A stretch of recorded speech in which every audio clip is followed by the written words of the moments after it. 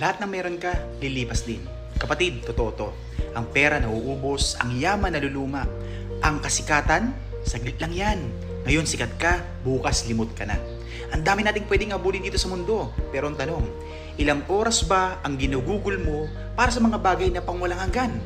Sabi nga po sa Matthew chapter 6 verse 19 to 20, "Don't store up treasures on earth, but store up treasures in heaven." Kasi lahat ng bagay dito sa mundong ito, kotse, bahay, gadgets, fame, pwedeng mawala in one snap. Pero yung relasyon mo kay Jesus, yun ang may tunay na halaga. Dito sa kabilang buhay, sa buhay na walang hanggan. Walang masama sa pagkayod, sa goals, sa success. Pero kung mas maraming oras ang ginugugol mo sa negosyo kaysa kay Lord, kung mas focus ka sa savings mo kaysa sa kaligtasan mo, baka kailangang ayusin mo muna ang priority mo. Pera nauubos, yaman nalalaos, fame nawawala.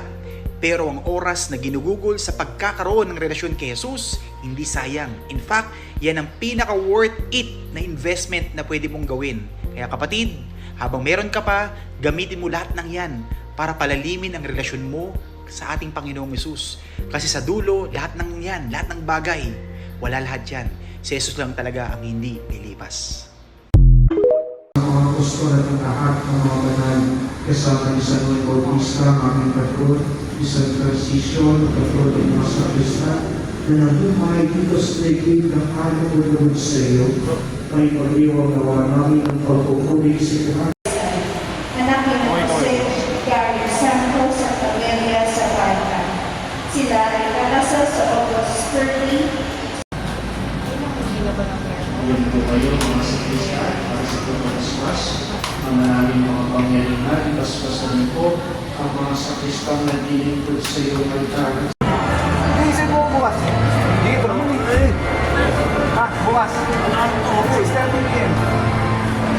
Brother Dan, happy birthday. Happy birthday, Brother Dan. Anak ni Eduardo Alvia at Roberto Samson. Sila o i-turn off ang ating mga cellphone kailangan lumubot, hindi na magpapalagulubot, mangyari po na manatiling nakatayo. Happy birthday, Brother Dan. Happy birthday, Brother Dan. Kailan birthday mo? May birthday ko. Birthday mo ngayon? Oo. Pero dapat may yan tayo celebration. Sana inom. Lord Jesus Christ and the love of God and the communion of the Holy Spirit be with you all. And with your spirit. To His readings invites us to trust our